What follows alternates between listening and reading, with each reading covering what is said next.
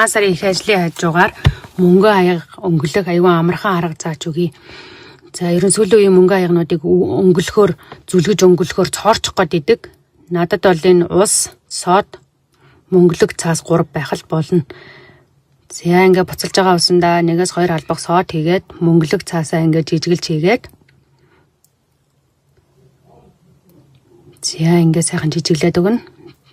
За тэгэнгүүтээ албаар сайхан гутгаа галаа багасгаад за эндээ нэлээд буцалсан халуун ус болохоор болгоомжтой дүрээрээ би та нарт харуулах гэж байгаа болохоор талаар нь дүрнэ.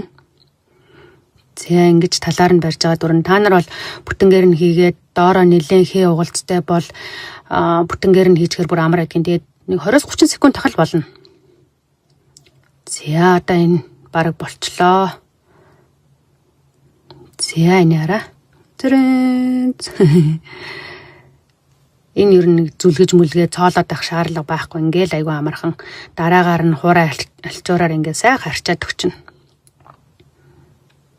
За энэ өнгөсөн өнгөлөөгүй 2 аяга.